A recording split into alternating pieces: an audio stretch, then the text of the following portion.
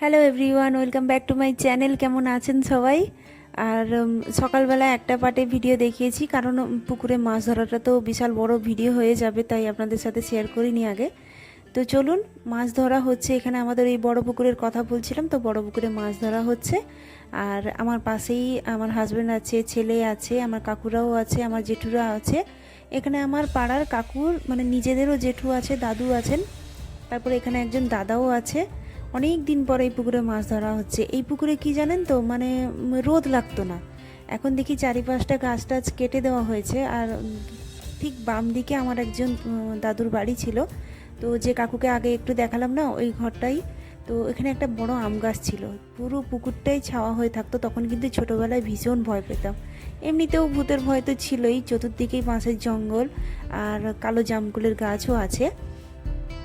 কাকু জেঠুরা মিলে এখানে মাছ ধরছে, এই যে হাতে করে মাছ ধরে নিচ্ছে। তার কারণ হচ্ছে একদম এখন তো গ্রীষ্মকাল, তাতেই পুকুরের জল অনেকটাই কম। সবাই মিলে মাছ ধরবে, ভাগ হবে, আর আপনাদেরও দেখাবো। তো আমার হাজব্যান্ডও মাছ ধরছে। এগুলো একটা জাস্ট মজা। মাছ ধরা যতটা আনন্দের আর মজার হয়, সে যারা ধরে তারাই জানে, যাদের গ্রামে বাড়ি। তো ছোটোবেলায় আমরা কোনো দিন ধরিনি, ওই বাবা কাকুদেরই দেখেছি ধরতে, তো মজা নিয়েছি অনেক। তো চলুন, এই মাছগুলো ধরা হলে আমার ননদের বাড়িতে মাছগুলো রান্না হবে। আর দেখি কি রান্না হয়। অনেক দিন পর পুকুরের মাছ খাবো। দাদার সাথে অনেক দিন পর দেখা, পাক্কা 20-25 বছর পর দেখা। আপনারা হয়তো বিশ্বাস করবেন না, কারণ দাদা থাকে কলকাতায়, কাজ করে, আর আমরা এদিকে আমাদের বাড়ি। তো ও যখন আসে আমাদের দেখা আর হয় না। আর বালতিতে মাছগুলো রাখছে না, কারণ ওখান থেকে নিয়ে বস্তাতে রেখে দিচ্ছে, মাছগুলো পালিয়ে যাচ্ছে। তো ওই কারণে রাখছে না। আর এই যে আমার সেই কাকু, যে কলকাতায় বাড়ি বলেছিলাম, ও এসছে লাস্টে মাছ ধরতে। তো চলুন, আমরা মাছ ধরাটা এনজয় করি।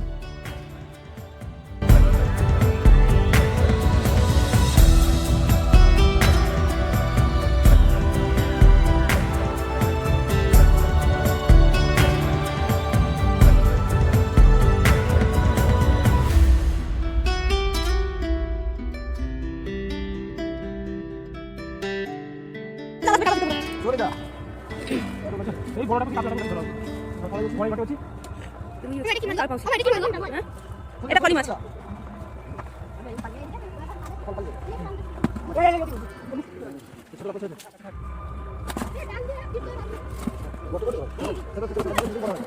এটা দিয়ে না না এটা না। আচ্ছা কাটলাটা কাটা ছেড়ে দাও, বুঝলে? কাটলা এটা মেছে। জানি বলে এখানে আসেনি। তো আপনারা দেখতে পেলেন যে মাছ ধরা হয়ে গেছে। এবারে যে কতজনের ভাগ হবে সেটা আমার একজন দাদু আছেন, তো ওই দাদুই জানেন। মানে আমার নিজের দাদুর 4 ভাই। ওই একজন দাদুর ভাই মানে ছেলে কাকু দাঁড়িয়েছিলেন সামনে।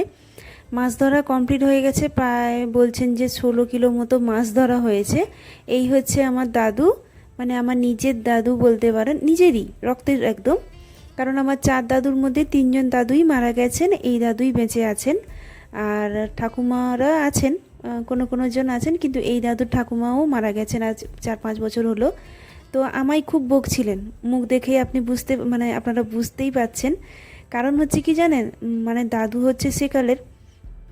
গ্রামের বাড়ি এসেছি, ঘরের সামনে, তো ঘরের সামনে কি হচ্ছে, মন্দিরে তো একটা পুজো হচ্ছে। তো পুজোতে দাদু বলছিলেন যে তুই শাড়ি পরিস নি কেন, নাইটি পরে ঘুরছিস কেন। তারপর খুব গরম, ওর মধ্যে ওই জন্য আমাকে কাকু সামনে থেকে চোখ দেখাচ্ছে যে কিছু বলিস না। দাদু যখন বকে দিচ্ছে বকে দিক, তুই কিচ্ছু বলিস না, চুপচাপ থাক, নাইটি পরেছিস তো ওই জন্য। দাদুরা কিন্তু, দাদু হোক ঠাকুমা হোক কাকুরা কিন্তু একদম পছন্দ করে না। এই যে আমার একটা ছোট্ট বোন নিজেরই, দেখুন কেমন শাড়ি পরে আছে, ওই দাদুরই নাতনি। তো আমাদের একদম মানে নাইটি পরাটা পছন্দ করে না বলে বকছিলেন, আমি একদম চুপ করে গেছি। আর এখানে মাছ এবারে ভাগ হবে, ঢালা হবে, আপনারা দেখতে পাবেন। কাতলা মাছ আছে আর একটা বাউল মাছ আছে, বলছে যে চাঁদি বাউল।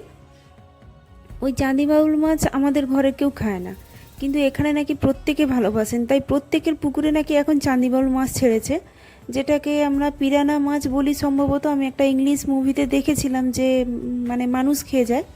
তো আমাকেও আমার হাজব্যান্ড এই গল্পই শোনাচ্ছিল যে এই বাউল মাছগুলো নাকি ছোট ছোট মাছ খেয়ে যায়, মানুষ খেয়ে যায়, যাই না। কিন্তু ওর দাঁতগুলো আপনাদের দেখাতে পারলাম না।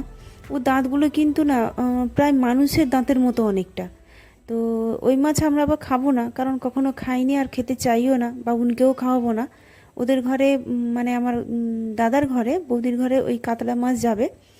আর আপনারা তো এটা জানেনই, আমার পাড়ার জেঠুর দাদার সাথেই আমার ননদের বিয়ে হয়েছিল, তো ওর ভাইয়ের সাথে আমার। তো ওই জন্য বলছি বৌদি দাদা, হয়তো আপনারা অনেকেই বুঝতে পারবেন না। এখান থেকে অনেক ভাগ হচ্ছে, আপনারা দেখতে পাচ্ছেন অনেক রকমের ভাগ হবে, আপনাদের এটা আমি আর বলে বোঝাতে পারবো না। তো কিছুটা মাছ যখন ভাগ হয়ে যাবে এখান থেকে নিয়ে গিয়ে আজকে ভেবেছি উনুনে রান্না আমি করব। তো ননদেরও একটু হালকা হবে, অনেকেই আছেন, তো ছোট জামাই আছে, বড় মেয়ে আছে ওর, একসাথে মিলেমিশে রান্নাটা করলে কি হয়, একটু হেল্পও হয় আর একটু কষ্টটাও কম হয় অবশ্যই, কারণ একা একা বসে থেকে খেতে ভালো লাগে না। তো চলুন, আজকে আর মাছ পেয়েছি, মানে অ্যাকচুয়ালি আমি পুকুরের মাছ খেতে ভীষণ ভালোবাসি। তো মাছ যখন আছে রান্না করতে কষ্ট কি, রান্না করতেই মজা আসবে। তো চলুন এখান থেকে মাছটা নিয়ে আগে চলে যাই, ওখানে গিয়ে রান্নাঘরে দেখি আমার ননদ কী করছে, তারপর আপনাদের সাথে পরে কথা হচ্ছে।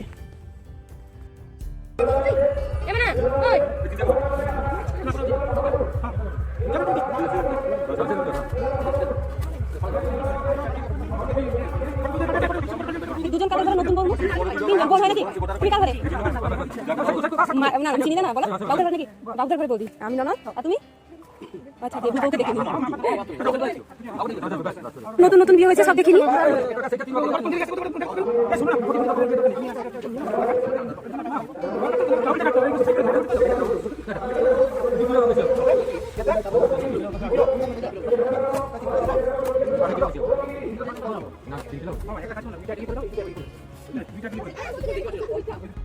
তো চলুন, ননদের ঘরে মাছ নিয়ে চলে এসেছি, আর ওখানে ননদ এঁচড় সেদ্ধ করতে বসিয়েছে।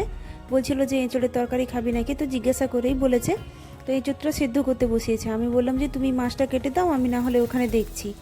আর মাছটা এতটুকু ভাগ নয়, আরও একটা ভাগ আছে, কারণ আমার বড় মা মারা গেছেন, ওই বড় মা একটা ভাগ পান, মারা গেছেন। তো কি হয়েছে, ওই মাছের ভাগটাও কিন্তু আসে। আর এখানে আমার জেঠিমা বসেছেন, এখানে এই যে বৌদি সর্ষে বাটছে, বাদাম বাটছে, যে টক রান্না হবে, কারণ এত গরম পড়েছে, মাছের টকটা খেতে ভীষণ ভালো লাগবে। কাজু বাদামগুলোকে জলের মধ্যে দিয়ে বলছে একটু দাঁড়া, খোসাগুলো ছাড়িয়ে দেবো। আমাদের এদিকে তো কাজু বাদাম প্রচুর হয়, কাজু বাদামের মানে বাগান আছে বললে, তো সেখান থেকে বাদামগুলো তুলে এনে রাখলে তারপর হয়। এখন ধরেছে অল্প, আস্তে আস্তে করে ধরেছে। তো সবার থেকে আগে যে বড় কাতলা মাছটা কাটতে বসেছে, কারণ আমি বললাম, মানে আমার জেঠুও বললেন যে মাছের মাথাটা দিয়ে না হয় আজকে এঁচোড় তরকারিটা রান্না করো। তো ওই মাছের মাথাটা দিয়ে এঁচোড় তরকারি রান্না করব, আর পারলে বাবুনকে একটা ভাজা মাছ দেবো, ও ভাজা মাছ খেতে খুব ভালোবাসে। কারণ পুকুরের পিওর মাছ, কোনো সার দিয়ে কোনো ওষুধ দিয়ে বড় করা হয়নি, মানে মাছ খুব মিষ্টি, ও খেতে ভালোবাসে। এসেছে আমাকে জিজ্ঞাসা করতে, মা আমি পুকুরে স্নান করতে যাব নাকি।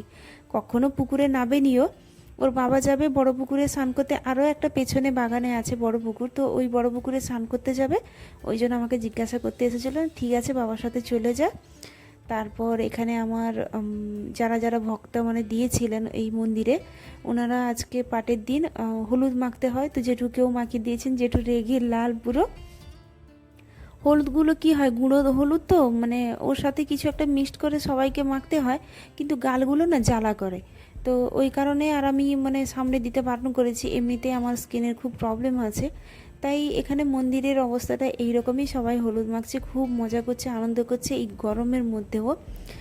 বছরে এই দিনটার জন্য না আমরা এক বছর মানে তাকিয়ে বসে থাকি, কবে এখানে আমরা আসবো, এই টাইমটা কবে আসবে, আমরা এসে ঘুরে যাব। তো ছোটোবেলার স্মৃতি বুঝতেই পাচ্ছেন, যেখানে জন্ম হয়েছি, যেখানে বড় হয়েছি, তার প্রতি টানটা কতটা আলাদা, আর টানটা কতটাই থাকে। এই যে রাঁধুনি রান্না করতে বসেছি, আমি কিন্তু উনুনেও রান্না পারি না এমন কথা নয়। তো জ্বালন আছে, জ্বালন ধরিয়ে দিয়েছে আমাকে, সুন্দর জ্বলছে, আর আমিও রান্না করছি। গরম প্রচুর, বাইরে এই উনুনে রান্না করতে না ভীষণ ভালো লাগছে, চারদিকটা ফাঁকা আছে, পুকুরের ধারে হালকা হালকা বাতাসও আছে, কিন্তু ঘরের ভেতরটা যেন পুরো আগুন হয়ে গেছে, এতটাই গরম। আর এখন 12:30 মতো বাজে। এঁচো তরকারিটা বসাচ্ছি, তারপর টকটা বসাবো, আর একটু মাছের তেল আছে, ওটাকেও বলছে যে পেঁয়াজ আলু দিয়ে ভাজা করবে, কারণ আমার ননদের ছোটো মেয়েটা খেতে ভালোবাসে তাই। তো চলুন আস্তে আস্তে করে রান্না করি, আপনারা ব্লগটার সাথে থাকবেন, আর কেমন লাগছে ব্লগগুলো অবশ্যই কমেন্টে একটু হলেও জানাবেন প্লিজ। আপনারা জানেন না, একটা কমেন্ট করলে কতটা মনে জোর পাওয়া যায়। তো আপনারা যদি ব্লগটা ভালো লাগে তাহলে কমেন্টে জানাবেন। তাহলে ভিডিওটা আমি এখানেই আজকে শেষ করছি। কেমন লাগলো অবশ্যই জানাবেন। যদি ভালো লেগে থাকে সাবস্ক্রাইব করে পাশে থাকবেন, সাথে লাইক কমেন্ট শেয়ার অবশ্যই করবেন। আর আপনারাও খুব ভালো থাকবেন, গরমে নিজেদের খেয়াল নিজেরাই রাখবেন। তো ভিডিওটা এখানে শেষ করছি। দেখা হচ্ছে পরের ভিডিওতে, ঠাকুমার সাথে আপনাদের দেখাবো, মানে আমিও দেখা করব, আপনাদেরও দেখা করাবো। বিকেলে বাবা মা আসবেন। তো চলুন ভিডিওটা এখানে শেষ করলাম, দেখা হচ্ছে পরের ভিডিওতে। ততক্ষণে আপনারা খুব ভালো থাকবেন, টাটা।